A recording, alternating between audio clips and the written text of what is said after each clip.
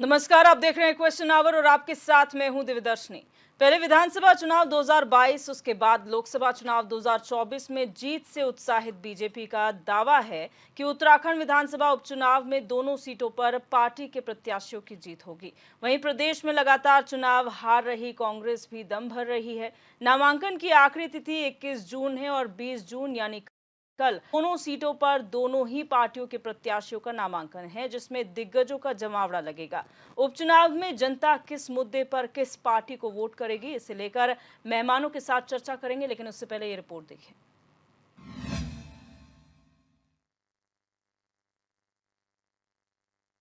Party ने मुझे चुनाव लड़ने के लिए यहाँ जिम्मेदारी दी है। मैं कांग्रेस पार्टी का, अपनी तमाम लीडरशिप का मैं आभार व्यक्त करता हूँ।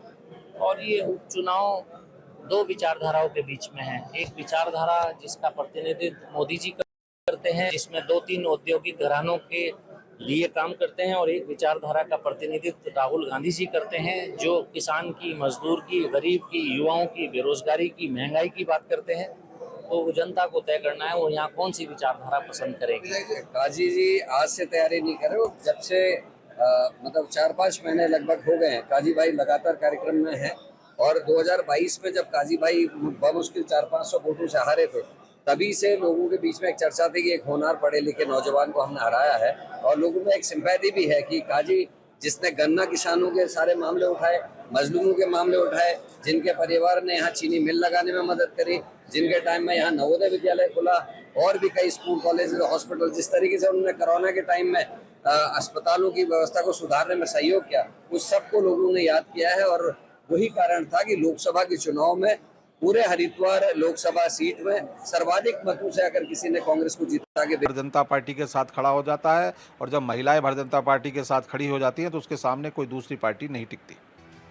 2022 के विधानसभा चुनाव की बात की जाए तो बीजेपी इन दोनों सीटों पर ही हार गई थी, और खासकर मंगलौर सीट की बात की जाए तो मंगलौर सीट को भाजपा अभी तक जीत ही नहीं पाई है। वहीं बद्रीनाथ विधानसभा सीट को लेकर भाजपा ने कांग्रेस पार्टी से भाजपा में शामिल हुए राजेंद्र भंडारी को चुनावी मैदान में उतारा, तो वहीं दूसरी ओर कांग्रेस इसको मुद्दा बनाने से नहीं चूक रही है। ऐसे में भाजपा के सामने इन दोनों विधानसभा सीटों को जीतना किसी चुनौती से कम नहीं होगा। कांग्रेस ने अपने कैडर को वोट टिकट दिया है, बीजेपी ने आयातित लोगों, बाहर से दूसरी पार्टी से आए हुए लोगों को वोट टिकट दिया है। बीजेपी के कार्यकर्ताओं में खासी नाराजगी है, और स्टार प्रचारक भी आपस में चर्चा कर रहे हैं बीजेपी के कि भाई जिसने कल तक बीजेपी को गाली दी, आरएसएस को गाली दिया, हम उसके लिए वोट कैसे मांगे।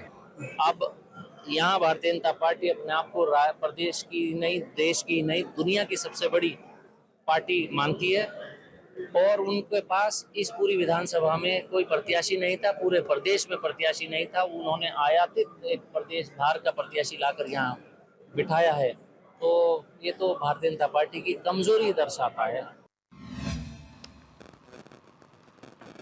तो उत्तराखंड की दो विधानसभा सीटों यानी बद्रीनाथ और मंगलौर सीट पर उपचुनाव होने हैं। 10 जुलाई को मतदान होगा, लेकिन उससे पहले नामांकन होगा, और नामांकन की आखिरी तिथि 21 जून है। वहीं बीजेपी और कांग्रेस दोनों ही की तरफ से अपने अपने प्रत्याशी घोषित कर दिए गए हैं। जीत किसकी होगी 13 जुलाई को तय होगा, लेकिन चर्चा आज करेंगे कि आखिर जो दम भरा जा रहा है, चाहे वो कांग्रेस हो या बीजेपी, किसके दम में, किसके दावों में ज्यादा दम नजर आ रहा है। तमाम मेहमान हमारे साथ जुड़ चुके हैं, उनका इंट्रोडक्शन आपसे करा देते हैं। हमारे साथ गिरिराज किशोर जी कांग्रेस प्रवक्ता जुड़ चुके हैं, दीपक रावत जी यूक्रेनी प्रवक्ता हैं, और हरीश मैखुरी जी वरिष्ठ पत्रकार हमारे साथ फिलहाल फोन लाइन पर जुड़े हुए हैं। आप सभी मेहमानों का स्वागत है।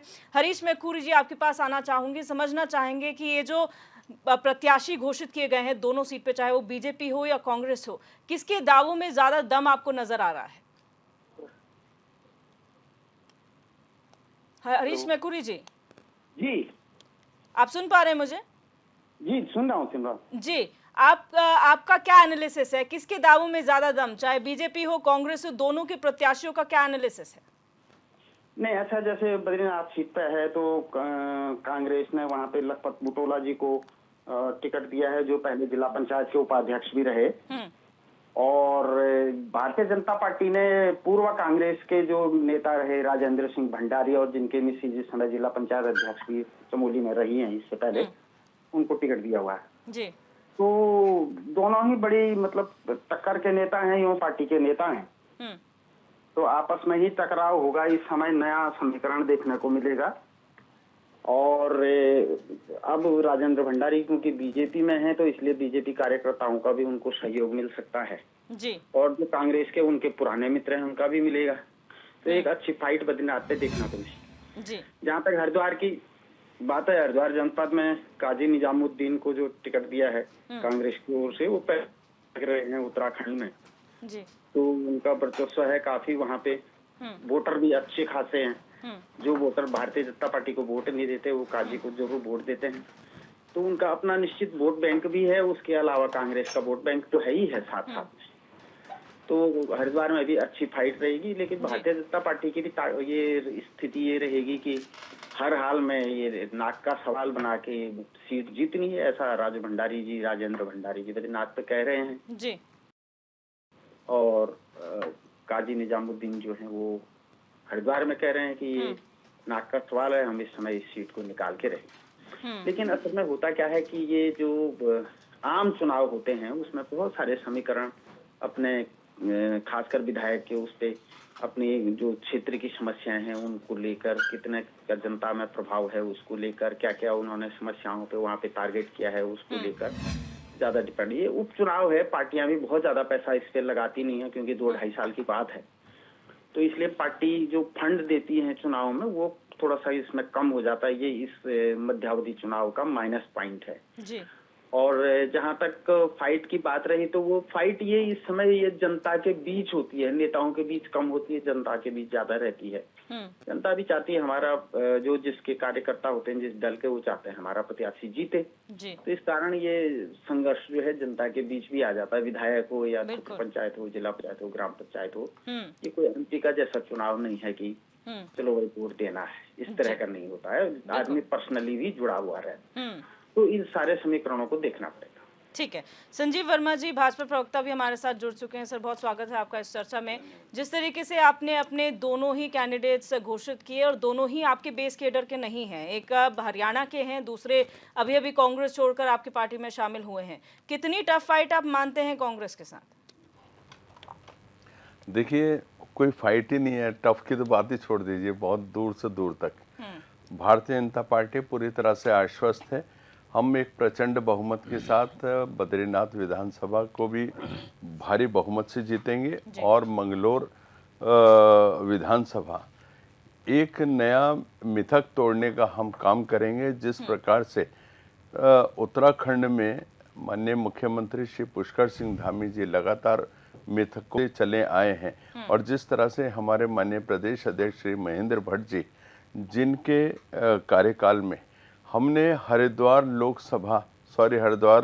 त्रिस्तरीय जो पंचायत के चुनाव थे 26 सालों के बाद वहाँ पर अपना पूरा एक सिक्का जमाने का काम किया, भारतीय जनता पार्टी को पुनर्स्थापित करने का काम किया और ग्राम प्रधान से लेके ब्लॉक प्रमुख तक और तमाम पंचायत सदस्य भारतीय जनता पार्टी के वहाँ पर बने हैं। पूरा बोर्ड भारतीय जनता पार्टी का बना है और एक विषम परिस्थितियों में, विषम परिस्थिति में इसलिए बोल रहा हूँ क्योंकि एक बहुत लंबे अंतराल के बाद भारतीय जनता पार्टी ने वहाँ पर एक तरह से अपनी जीत वहाँ पर दर्ज कराई थी। उसी प्रकार से 2017 के बाद उत्तराखंड में एक मिथक ये भी था कि एक बार भारतीय जनता पार्टी एक बार सरकार कोई हुआ नहीं करती थी। इस मिथक को भी तोड़ने का काम हमने किया, भारतीय जनता पार्टी ने किया। माननीय पुष्कर सिंह धामी जी की सरकार के दौरान ये मिथक भी तोड़ा गया और एक मिथक वो तो भूतो न भविष्यति एक ऐसा एक रिकॉर्ड बना दिया गया है कि जहां पर उपचुनाव में माननीय मुख्यमंत्री श्री पुष्कर सिंह धामी जी 93.75% अकेले वोट लेकर जीते हैं उपचुनाव और यहाँ पर अभी तक जितने भी उपचुनाव हुए हैं उन तमाम उपचुनावों में भारतीय जनता पार्टी को एक बम्पर जीत मिली है और अभी एक मंगलौर का भी मिथक बहुत जल्दी तोड़ने वाले हैं। जो मंगलौर का मिथक ये था कि आज तक मंगलौर विधानसभा पर विपक्ष का ही कोई ना कोई उम्मीदवार जीत रहा था वहाँ विधायक विपक्ष का रहा था, किंतु उस मिथक को भी हम बहुत प्रचंड बहुमत के साथ इस बार तोड़ेंगे, क्योंकि जनता विकास चाहती है, जनता विकास के साथ जाना चाहती है। जनता को थोती राजनीति से दूर तक कोई लेना देना नहीं। जनता आजिज आ चुकी है कांग्रेस के झूठे प्रपंचों से, और अब कांग्रेस जाना चाहती है, मंगलौर की विधानसभा जाना चाहती है विकास के साथ, और विकास कोई दे सकता है तो केवल और केवल भारतीय जनता पार्टी। ठीक है, गिरिराज किशोर जी, जैसा कॉन्फिडेंस लोकसभा चुनाव में भारतीय जनता पार्टी का दिख रहा था और परिणामों ने साफ कर दिया था कि वो कॉन्फिडेंस किस लिए है, इस बार भी आश्वस्त लग रही है बीजेपी और कह रही कोई कंपटीशन ही नहीं है, एक तरफा चुनाव जीत रहे हैं, क्या कहेंगे? देखिए दिव्यदर्शनी जी, मुझे ये चीजें कुछ हास्यास्पद भी लगती हैं। आपको मैं आज बताऊं, जो प्रिडिक्शंस जो है वाणी जो करते हैं इनके नेता लोग, चलिए इस पे मैं आऊंगा अभी। सबसे पहले हम लोग उपचुनाव की तरफ निश्चित रूप से अग्रसर हैं। 2 असेंबली सीट्स हैं, बद्रीनाथ जी और मंगलौर। दोनों कैंडिडेट हम लोगों के कांग्रेस पार्टी के फाइनल हो चुके हैं। मैं पहले तो उनको बधाई देना चाहूँगा। भाई काजी निजामुद्दीन जो मंगलौर से हमारे कैंडिडेट हैं जी। भाई लखपत बुटोला जो है उनको भी बहुत बहुत मैं बधाई देता हूँ। बद्रीनाथ जी से वो लड़ रहे हैं, हमारे बड़े जुझारू नेता हैं दोनों। और एक चीज मैं दिव्यदर्शनी जी आपके बीच में रखना चाहूंगा, पार्लियामेंट्री इलेक्शन और असेंबली इलेक्शन में जो वोटर का माइंडसेट होता है जी। वो बड़ा डिफरेंट होता है। पार्लियामेंट्री इलेक्शन में जो वोटर होता है निश्चित रूप से वो सबसे बड़ी पंचायत, सबसे बड़ी पार्लियामेंट में, सबसे बड़ी पंचायत में अपने प्रतिनिधि को चुन के भेजती है। वो उस माइंडसेट से काम करती है कि वहां जाके वो डिबेट में पार्टिसिपेट करेगा सबसे बड़ी पंचायत में, और अपना निश्चित रूप से अपने क्षेत्र के लिए, अपने पार्लियामेंट्री एरिया के लिए कुछ काम लेके आएगा, बड़ी बड़ी योजनाएं लेके आएगा और उसका इंप्लीमेंटेशन होगा। असेंबली इलेक्शन में जो माइंडसेट होता है विधानसभा चुनाव में, बिल्कुल वो डिफरेंट माइंडसेट लेके वोटर चलता है। लोकल इश्यूज होते हैं।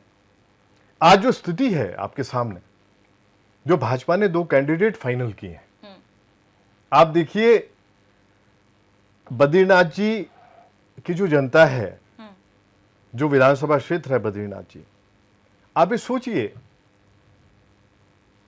उनके सामने एक ऐसा कैंडिडेट जो है भाजपा ने एक प्रस्तुत किया है जो निश्चित रूप से कांग्रेस की अभी तक आइडियोलॉजी को लेकर चलते थे।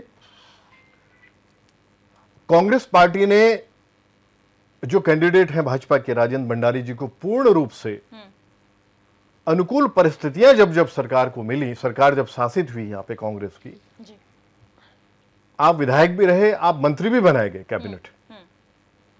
आप ये सोचो एकाएक उस आइडियोलॉजी को छोड़ के, वो जनता जानती है बद्रीनाथ जी की। आपको मैं एक चीज रखना चाहूंगा कि आप प्रेस कॉन्फ्रेंस कर रहे हैं पक्ष में कांग्रेस पार्टी के, अभी जो पार्लियामेंट्री इलेक्शन था 2024 का, उसी टी शर्ट में पीसी कर रहे हैं आप कांग्रेस पार्टी के समर्थन में, और उसके बाद शाम को आप उसी टी शर्ट को पहन के वही सेम आप जाके भाजपा में शामिल हो जाते हैं। ठीक है। जो स्थितियां थी वो आपके सामने थी, और एक कॉमन मैन भी जानता है कि जो भी उसमें हुआ, चाहे वो ये बोले कि साहब डरा धमका के मुझे ले जाया गया, जो भी बातें जो हुई, लेकिन आज आश्वस्त हम है कि हम लोगों का निश्चित रूप से ग्रास रूट लेवल पे जो वहां पे कार्यकर्ता है वो पूरी तरह से इस समय वो पूरे पुरजोर तरीके से एक ऊर्जा को लिए हुए, निश्चित रूप से ऊर्जा का उसमें संचार है। कैंडिडेट हमारा जो सिलेक्शन है बुटोला जी का, निश्चित रूप से वो बड़े जमीनी कार्यकर्ता है। और निजामुद्दीन जी भी, काजी साहब हमारे जो है, निश्चित रूप से पिछली बार जो हार मिली है लगभग 500 कुछ वोट से हार मिली थी, और आज जो स्थिति है, जो समीकरण है, जो इक्वेशंस है, जो कैलकुलेशंस है, और बड़े इंटेलिजेंट आदमी है, बड़े होशियार लोग हैं, और अपने आप में जो है जनसैलाब मास लीडर है, जनसैलाब उनके पक्ष में खड़ा होगा। जो परिणति होने जा रही है वो निश्चित रूप से इनकी जो भविष्यवाणी है, ये पहले ही भविष्यवाणी करते हैं।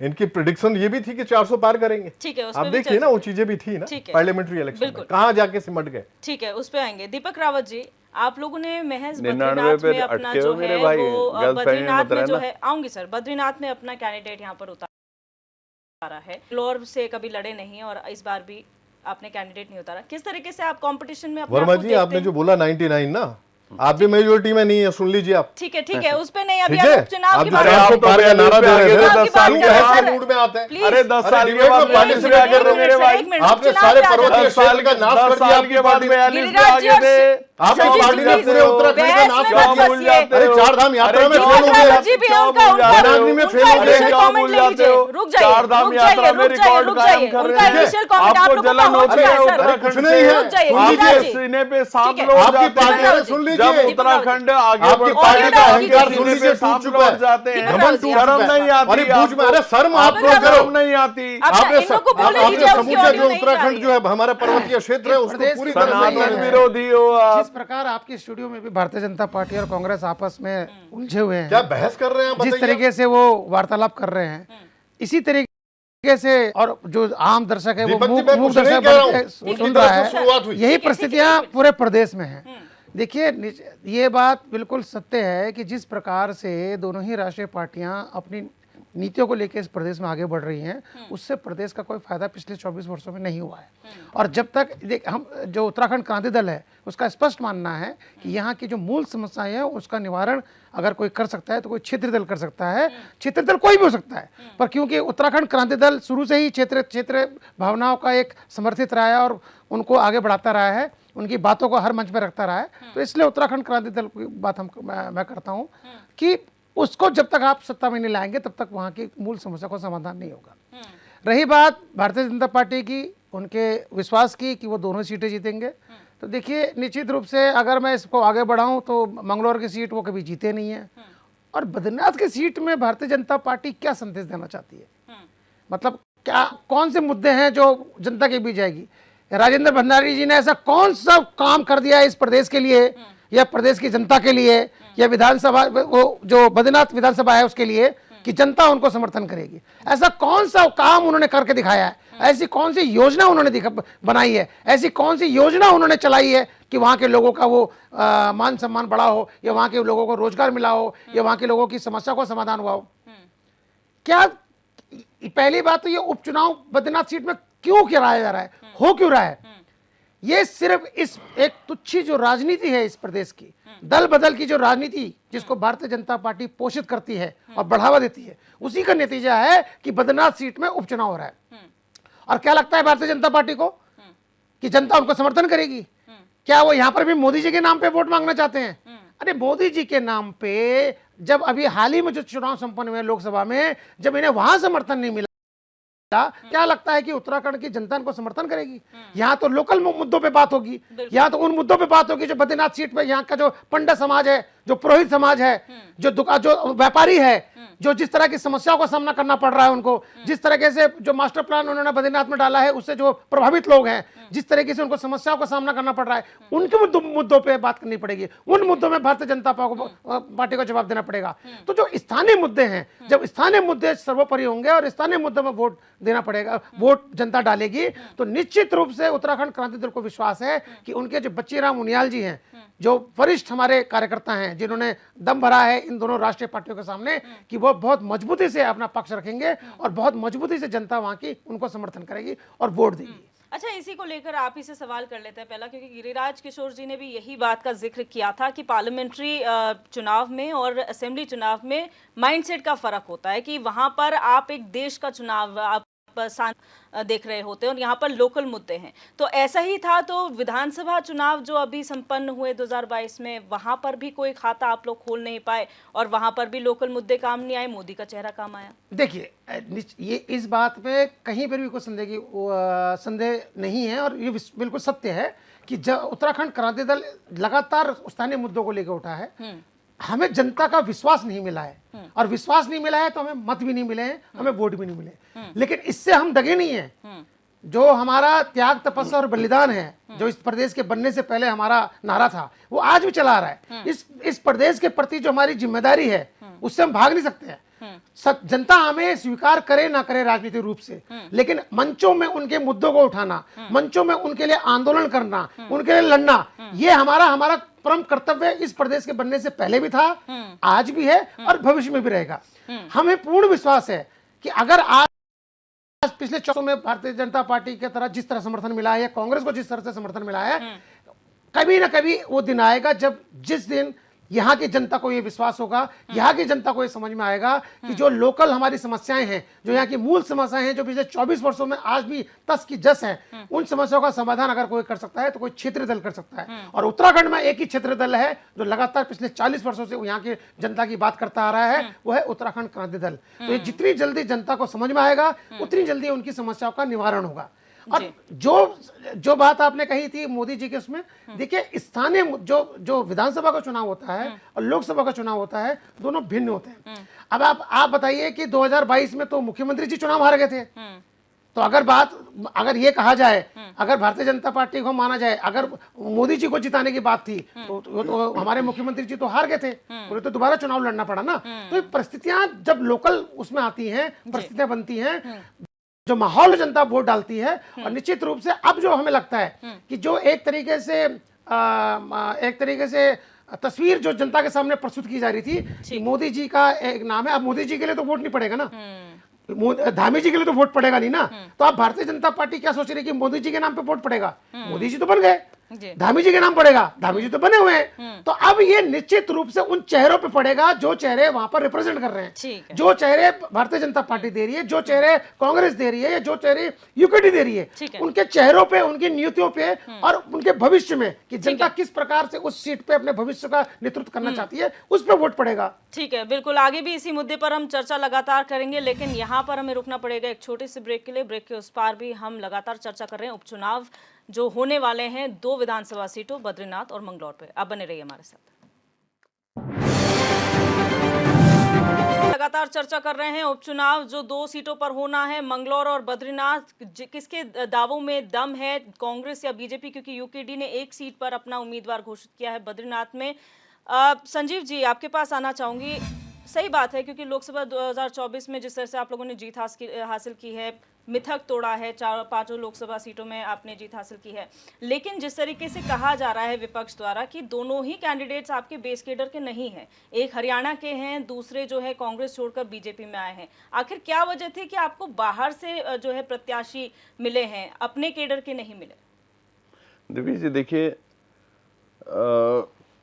भंडारी जी भारतीय जनता पार्टी कांग्रेस पार्टी छोड़ के कांग्रेस पार्टी में वो बहुत अपनी उपेक्षा झेल रहे थे, और वहाँ पर उनको एक तरह से आइसोलेट किया हुआ था इनकी पार्टी के द्वारा। और एक जनप्रिय नेता हैं, लोकप्रिय नेता हैं, उनका अपना एक अच्छा जनाधार है अपने क्षेत्र में, और अब हमारे परिवार में शामिल हो गए हैं तो हमारे हैं, और हम उनके लिए उनके साथ तमाम हमारा जितना भी कार्यकर्ता है वो पूरी शिद्दत के साथ जुट रहा है काम में और चुनाव लड़ाने में। और आप जानते हैं भारतीय जनता पार्टी अनुशासित पार्टी है, प्रदेश से लेके, जिले से लेके, मंडल से लेके और अपना शक्ति केंद्र से लेके पन्ना प्रमुख तक हम सब लोग बहुत शिद्दत के साथ काम कर रहे हैं, और एक प्रचंड बहुमत के साथ हम बद्रीनाथ सीट को भी दोबारा से रिगेन करेंगे। और बात रही मंगलौर की, तो मंगलौर में भी हम बड़े अंतर के साथ मंगलौर सीट को भी जीतेंगे। और जैसे मैंने आपसे पहले भी मैं इस बात का जिक्र कर रहा था, जनता विकास देखती है, जनता विकास के साथ जाना चाहती है। जनता को कोई मतलब नहीं कि जनता जान चुकी है कि कांग्रेस पार्टी केवल और केवल झूठ बोलती है, आडंबर करती है और एक प्रपंच करती है और एक जो नेगेटिविटी की राजनीति करती है। जिस प्रकार से अभी लोकसभा चुनाव में भी इन्होंने वो झूठी गारंटियां बांटी, 1-1 लाख रुपए की, 8,500 रुपए प्रति माह की। आज लंबी लंबी लाइनें कर्नाटका में और तेलंगाना में और उत्तर प्रदेश में लंबी लंबी लाइनें लगी हुई हैं।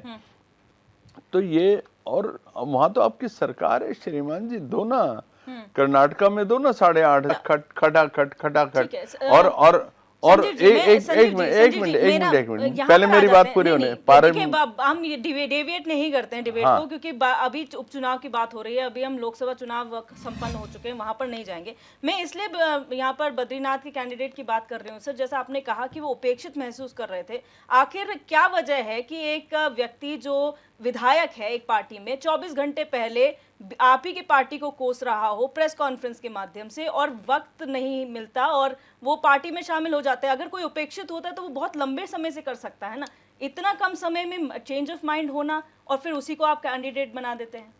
दिव्या जी देखिए, मैंने पहले भी आपसे इस बात का उल्लेख किया, राजेंद्र भंडारी जी बद्रीनाथ विधानसभा के लोकप्रिय विधायक रहे हैं और आज भी लोकप्रिय हैं और उनके अपने क्षेत्र में एक अच्छी पैठ है। नरेंद्र मोदी जी माननीय प्रधानमंत्री जी के कार्यों से, उनके रीति नीतियों से प्रभावित होकर और माननीय मुख्यमंत्री श्रीमान पुष्कर सिंह धामी जी के रीति नीतियों से प्रभावित होकर और अपने क्षेत्र के अब एक जबरदस्त वहाँ का विकास हो, वहाँ पर सरकार की रीति नीतियों को इम्प्लीमेंट करें, वहाँ पे विकास कार्यों को इम्प्लीमेंट करने के लिए सरकार के साथ आए हैं और सरकार को अपना परिवार माना है। और मैं सोचता हूँ भारतीय जनता पार्टी के पक्ष में बहुत एक जबरदस्त वहाँ पे जनादेश मिलने वाला है। और जैसे मैं अभी आपसे बोल रहा था 8,500 रुपए का ये देखिए झूठी गारंटियां बांटते हैं। वो तो लोकसभा चुनाव में संपन्न हो गया। अरे दिव्या सर, अभी उपचुनाव के बाद मैं आपसे रिक्वेस्ट कर रही हूँ, क्योंकि डेविड होती है, आप बोलेंगे तो मैं रोक नहीं पाऊंगी। दिव्या जी 8,500 रुपए की झूठी गारंटियां बांटी, आज लंबी लंबी लाइनें लगी, आपके सवाल का जवाब ही नहीं मिला, आज लंबी लाइनें लगी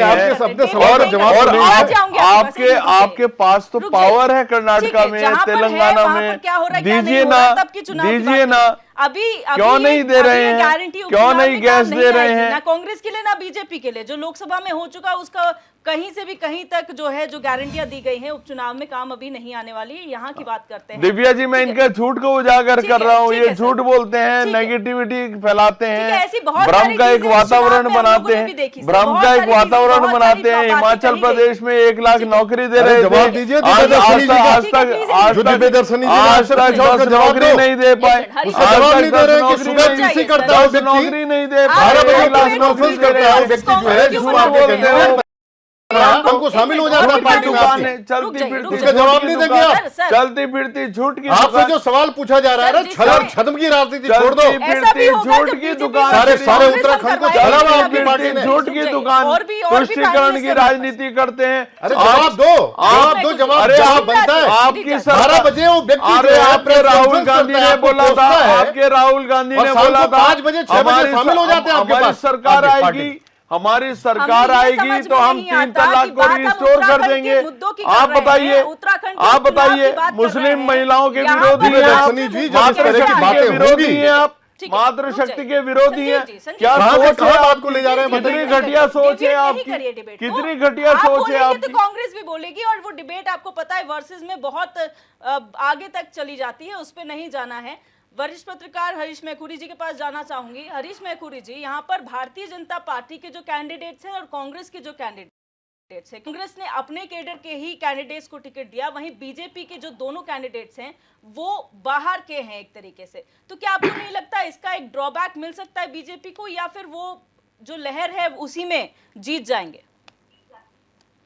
नहीं दिव्या जी, ऐसा है कि जब कोई भी पार्टी टिकट देती है, चाहे भारतीय जनता पार्टी हो, चाहे कांग्रेस हो, चाहे यूपीडी हो, जो 3 दल यहाँ पे चुनाव लड़ रहे हैं, तो बड़े सोच विचार के बाद अपनी केंद्रीय कमेटी में, जो राज्य कमेटी है, उसमें विचार विमर्श के बाद ही टिकट देती है। अब जाहिर रही बात की इस दल से आए या उस दल में गए, तो ये तो संविधान में व्यवस्था है ना, आप संविधान में बदली करना होगा, ये सब तो ये तो संवैधानिक खामी है, नियमावली की खामियां हैं। तमाम हमारे दल बदल कानून बन गए हैं, लेकिन तब भी लोग जा रहे हैं, तो इसका मतलब कहीं ना कहीं संविधान की खामी है ये। तो इस पर चर्चा हो, बजाय कि इस पे चर्चा होगी उस व्यक्ति ने पार्टी बदल दी, इस व्यक्ति ने पार्टी छोड़ दी, वो वहां चले गया, उसको टिकट मिल गया, इसकी बजाय संविधान में जो खामियां हैं उस पर परिवर्तन होना चाहिए। अब तक हमारा 106 बार जो है संविधान में बदलाव आ चुके हैं, बदलाव किए गए हैं। एक बदलाव और सही, चुनाव आचार संहिता को और सख्त बनाया जाए ताकि कोई 1 लाख का लालच देके वोट ना खरीद पाए, वोटों को प्रभावित ना कर पाए, ताकि लोग गारंटी कार्ड ना बांट पाए, ताकि लोग जो है इस तरह के भ्रष्टाचार ना कर पाए कि भ्रष्टाचारी आज इस पार्टी में है कल दूसरी पार्टी में है। और मतलब आम आदमी जो यदि जेल में बंद है तो वोट नहीं दे सकता, लेकिन नेता जेल में बंद है तो चुनाव लड़ जाते हैं। 2 आतंकवादी हमारे जीत के, जिन पे आतंकवाद के अंतर्गत मुकदमा दर्ज है, इस समय हमारे संसद की शोभा बढ़ा रहे हैं। एक कश्मीर से बढ़ा रहा है, एक पंजाब का आतंकवादी बढ़ा रहा है। तो ये तो संवैधानिक खामी है। इसमें परिवर्तन के लिए सारी पार्टियों को आगे आना चाहिए, या मतलब पार्टियां जो है अपने राजनीतिक स्वार्थों में ऐसे आतंकवादियों को, ऐसे अपराधियों को लोकसभा में जगह देकर जो है बनाएगी वहां। ठीक है, लेकिन तो संविधान में परिवर्तन तो होना ही सवाल चाहिए। दूसरा है जो आप कह रहे हैं, ये हमारे संविधान में जरूर मेंशन्ड है, लेकिन मेरा सवाल ये है कि जो ये अपने बेस केडर को जो टिकट ना देना, क्या इससे कहीं ना कहीं ड्रॉबैक हो सकता है या कोई फर्क नहीं पड़ता? नहीं, ऐसा है कि यदि पार्टी में कोई लोगों ने अपना दावा प्रस्तुत किया होगा तो उनको आज अपना विरोध जताना चाहिए था, अखबारों के माध्यम से, सोशल मीडिया के माध्यम से। तो न राजू भंडारी के विरुद्ध ऐसा कोई हमें प्रचार दिख रहा है कि जो भारतीय जनता पार्टी के लोग, जो पुराने कैंडिडेट हैं, वो रिवोल्ट कर रहे हो, या ऐसा ही जो है जो मंगलौर सीट है उसमें भी मुझे तो नहीं दिखा अभी तक, ना सोशल मीडिया में दिखा ना अखबार में दिखा। इसका ये मतलब हुआ कि भारतीय जनता पार्टी के कार्यकर्ताओं ने अपने जो राज्य कमेटी है, जो उसका डिसीजन है कि हम इस व्यक्ति को टिकट देंगे, उसको शायद आत्मसात कर लिया हो जी। वरना जैसे हमने देखा कि कांग्रेस में भी बहुत सारे बार अंदरूनी कल है वो बाहर आ जाता है। मैंने एक जमाने में जो है मतलब इंदिरा हृदय जी जो है वो प्रदेश अध्यक्ष बनना चाह रही थी, लेकिन आ गए हरीश रावत जी बन के। इंदिरा हृदय गुट ने बाकायदा हमारे कांग्रेस का जो यहाँ राज्य कार्यालय है उस पर प्रदर्शन किया था उसमें। तो मतलब इस तरह की लोकतांत्रिक चीजें आती रहती है बाहर पर, लेकिन इन दोनों सीटों पे तो भारतीय जनता पार्टी में ऐसा कोई विरोध आ नहीं रहा है। तो इसका ये मतलब हुआ कि बहुत ज्यादा अंदरूनी विद्रोह है भी नहीं, जो दिखने में आता है, जो सुनने में आता है। बिल्कुल। अब रही बात वोट किसको मिलेंगे, जीतेगा कौन, निश्चित रूप से जिसकी जनता में ज्यादा पकड़ होगी, जिसको जनता वोट देगी वो जीतेगा। एक चीज मैं इससे इतर जरूर कहना चाह रहा हूँ, भारतीय जनता पार्टी को 2.5 साल इस राज्य में करीब करीब पूरे होने को है। तो अभी अब जो है ना, अब आप मोदी जी के चेहरे पे राज्य का इलेक्शन नहीं लड़ पाए, उसके लिए आपको अपनी भी तैयारी करनी पड़ेगी जी। और जो ऊपर का सरफेस है उसी को चमका, जनता के काम भी करने पड़ेंगे। ये हमारा परामर्श भी है और जनता की ये आवाज भी है। बिल्कुल। तो आपको सबसे पहले तो गांवों की सड़कें बनाइए। अभी हमारे 40% गांवों में सड़क नहीं पहुंची। सड़कों के अभाव में ही पलायन हो रहा है। उत्तराखंड के 8 जिलों में आज भी एक सिंगल इंडस्ट्री नहीं है, एक सिंगल उद्योग नहीं है। हमारे दोनों पार्टियों के धुरंधर प्रवक्ता यहाँ बैठे हुए हैं, हमारे यूकेडी के भी प्रवक्ता यहाँ बैठे हुए, बारी बारी से दोनों सरकारों में रहे हैं। लेकिन जो बातें यहाँ पे सुंदर तरीके से मीडिया में प्रस्तुत करते हैं, वो बात यदि पार्टी फोरम पर रखते तो हमारे 8 जिले आज उद्योग विहीन थोड़ी रहते। बिल्कुल। हमारी गैरसैंण राजधानी में भवन बना हुआ है, स्ट्रक्चर बना हुआ है, कांग्रेस भारतीय जनता पार्टी के जमाने में दोनों में मिलकर बना, अब वो बंजर पड़ा हुआ है। तो इसमें दोष किसका है? इसमें तो दोनों पार्टियों का है ना। तो निश्चित रूप से पहाड़ के लिए काम भी करिए। आपने नल बिछा दिए है तो जल भी दीजिए, जल की बड़ी किल्लत है। विद्यालय अच्छे खोलिए और विशेषज्ञ डॉक्टरों की टीम भी भेजिए। बिल्कुल। गिरिराज जी, आपने जो मुद्दा उठाया, आपने कहा कि 2 चुनाव अलग अलग हैं। वही सवाल मैंने दीपक रावत जी से भी किया था आप लोगों के लिए, इसलिए क्योंकि हाल फिलहाल में 2024 में हमने देखा, आपने कहा यहाँ पर मुद्दे जो उठाए जा रहे हैं उन पर हम चुनाव लड़ेंगे, लेकिन एक तरफा क्लीन स्वीप हो गया एक बार फिर। वही चीज विधानसभा चुनाव में भी हुआ, आप बहुत कम सीटें जीते, लग रहा था आप लोग जीतेंगे।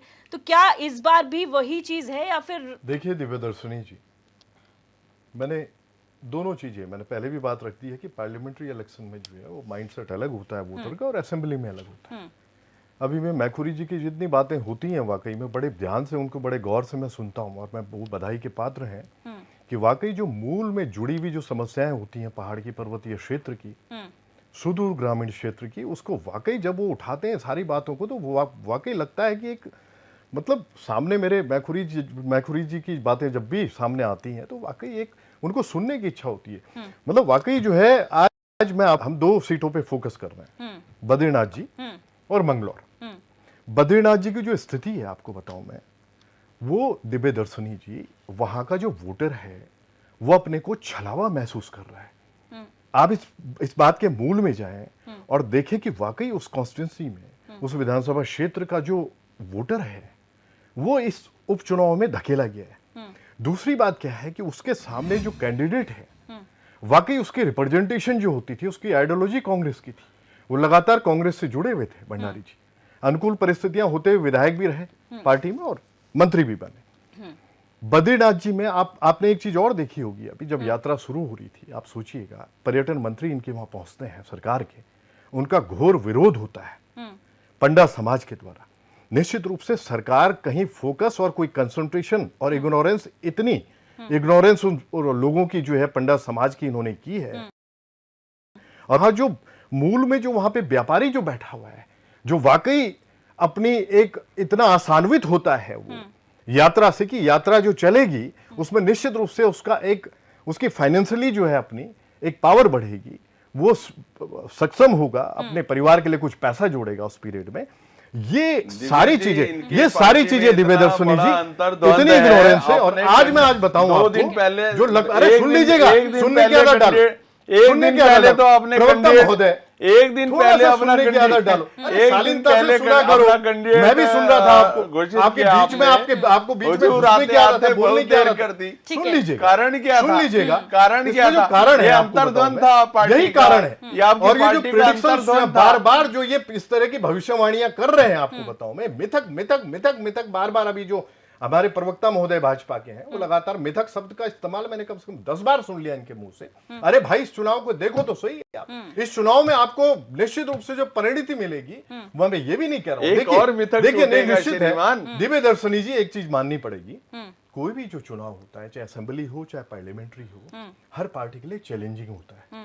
इस चीज को मान के चलना चाहिए हर पार्टी को कि वाकई चैलेंज होता है। लेकिन जो आज परिस्थितियां जो क्रिएट की हुई है सरकार ने, जो शासित है इस समय, जो सरकार रूल कर रही है 7 साल से, वो जो 4 धाम यात्रा की इग्नोरेंस होती है, लास्ट मोड में आप जो है, लास्ट मोमेंट में आप अलर्ट होते हैं, वनाग्नि में लास्ट मोमेंट पे अलर्ट होते हैं। ये सारे मुद्दे जितने भी हैं, ये सारे जितने भी मुद्दे हैं पर्वतीय क्षेत्र से जुड़े हैं। सुन लीजिए, पर्वतीय क्षेत्र, उत्तराखंड को इसके अलावा सुनिए, अब एक चीज और दिव्य दर्शनी जी बताओ, अरे सुन लो, सुनने की आदत डालो, सुनने की आदत डालो। आज बंगलौर की जो स्थिति है, अरे शर्म अपने सुनो, शर्म अपने सरकार में जो लोग बैठे हुए, अरे सुन लीजिएगा, वो भी बुरा लग रहा है। सरकार में जो विधायक और मंत्री आज एसी में बैठ के सारी बातें कर रहे हैं। प्रवक्ता महोदय भी जब भी बात करते हैं, आज अगर आपसे फोन जुड़ते हैं तो लगभग जो है एसी में बैठ के आप सारी बातें करते हैं। पर्वतीय क्षेत्र का आपने कितना भ्रमण किया भाई, प्रवक्ता महोदय बता दीजिए आप, कितनी बार किस विधानसभा क्षेत्र में?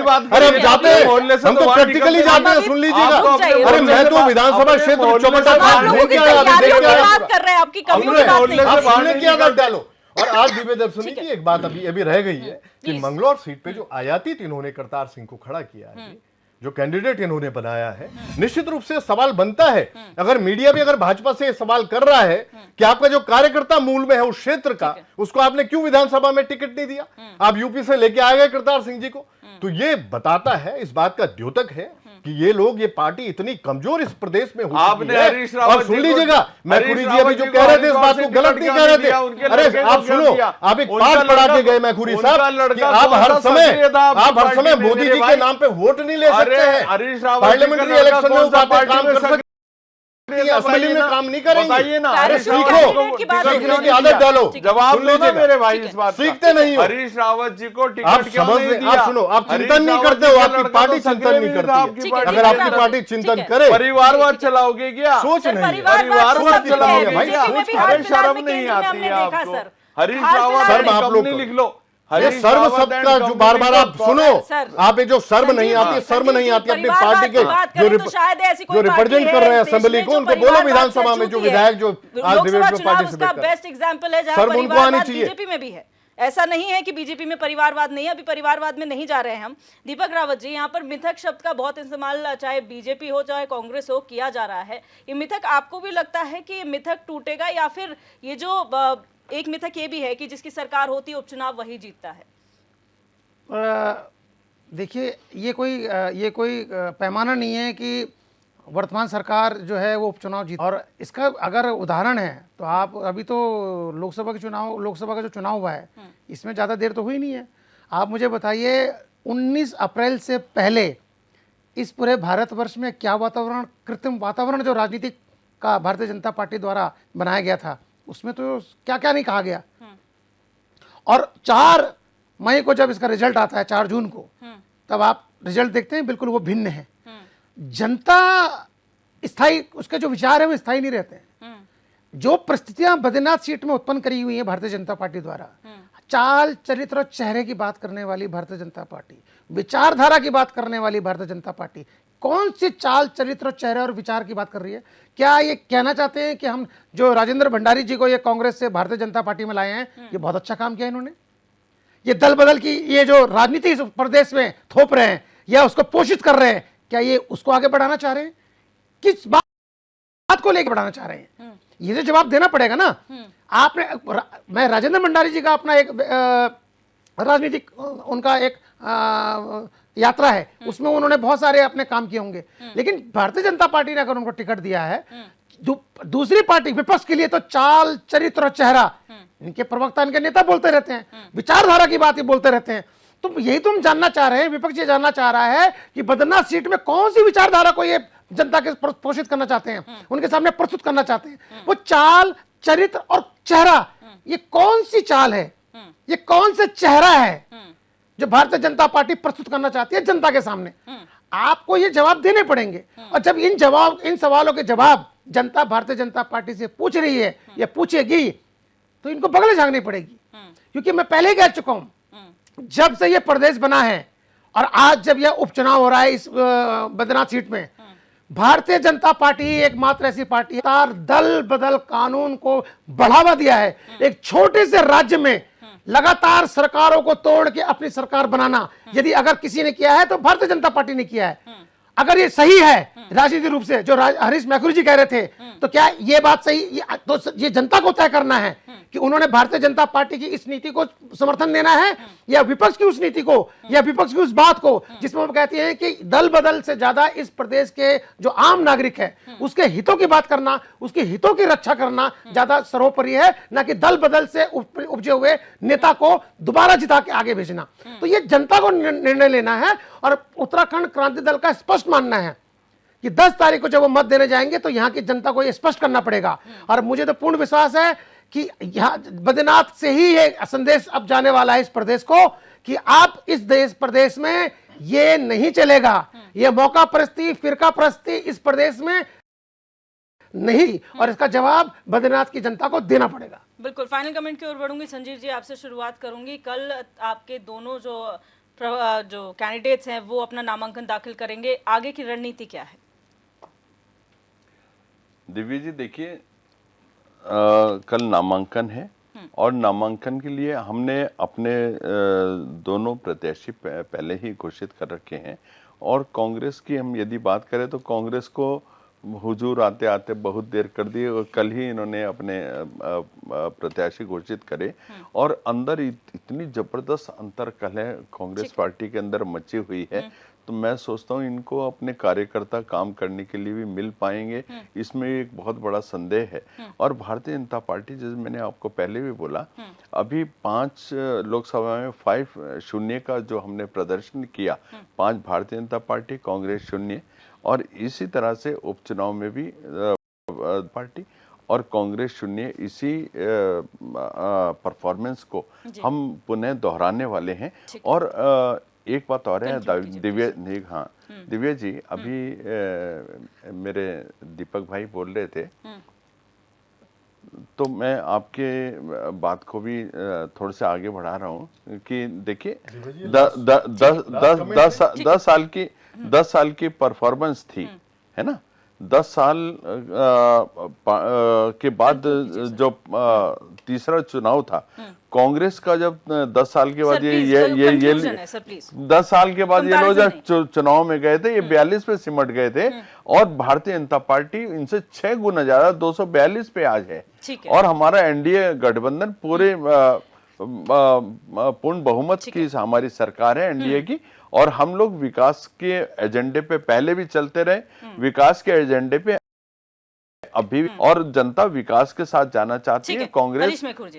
कांग्रेस के पास विकास का कोई विजन ही नहीं है। ठीक है, हरीश मेखुरी जी सर, फाइनल कमेंट। ऐसा है कि जो ये उपचुनाव होते हैं इसको बड़ा मतलब पार्टियां बहुत गंभीरता से इसलिए नहीं लेती है कि एक तो सरकार के पास अपना मैंडेट है, पता है उनको, लेकिन जो प्रत्याशी हैं उन्होंने अपनी प्रतिष्ठा दांव पे लगा रखी। जैसे मैं बद्रीनाथ सीट पर देखता रहा, राजेंद्र भंडारी जो हैं वो 1 महीने पहले से ही जनसंपर्क अभियान उनका चल रहा था जी। कांग्रेस ने थोड़ा सा वहां पे बद्रीनाथ सीट पे जो लखपत बूटोला जी का नाम है वो थोड़ा सा देर में घोषित किया, तो इसका थोड़ा सा असर रहेगा उनकी वोटों पर। तो मंगलौर सीट पे जो है काजू निजामुद्दीन का पहले से नाम चल रहा था, भारतीय जनता पार्टी थोड़ा सा देर में कैंडिडेट लाई तो उनको थोड़ा सा ज्यादा मेहनत करनी पड़ेगी।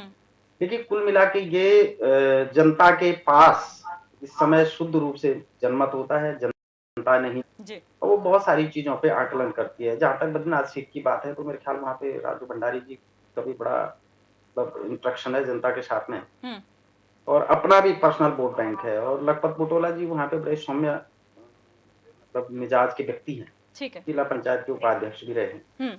तो इस तरह से मतलब जनता अपना एनालिसिस करेगी, वोट देगी, लेकिन हमारा दोनों पार्टियों से, सभी पार्टियों से ये रहेगा, आप राजनीतिक दृष्टि से देखने की बजाय जनता की दृष्टि से देखें और जनता के विकास कार्यों को प्राथमिकता दें। ठीक है। निश्चित रूप से पार्टियों का काम विकास के कार्य ही होता है।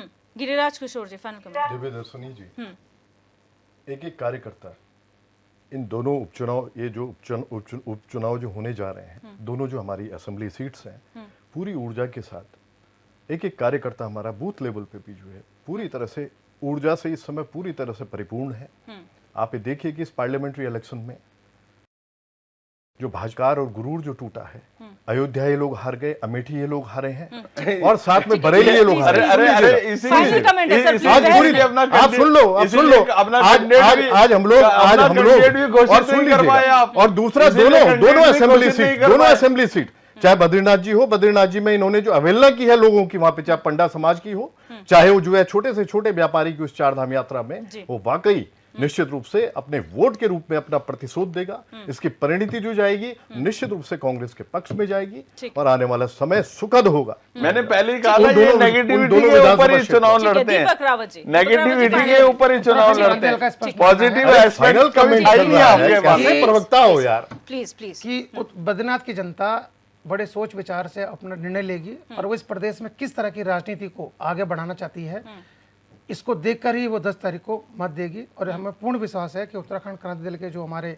उम्मीदवार हैं, बच्ची मत देगी और समर्थन करेगी। बिल्कुल, आप सभी मेहमानों का इस चर्चा में जुड़ने के लिए बहुत बहुत शुक्रिया। हमने चर्चा की कि उपचुनाव अब जो 2 सीटों पर होने हैं, मंगलौर बद्रीनाथ, किसके दावों में ज्यादा दम नजर आ रहा है, क्योंकि कल 20 तारीख को यहाँ पर नामांकन दोनों ही पार्टियों के कैंडिडेट करने वाले हैं। अब प्रचार की बारी है, प्रचार में कौन जनता से ज्यादा कनेक्ट कर पाता है और उसका नतीजा क्या होगा, ये 13 जुलाई को पता चलेगा। बहरहाल क्वेश्चन आवर में मेरे साथ बस इतना ही। आप देखते रहिए HNN 24/7, जुनून सच दिखाने।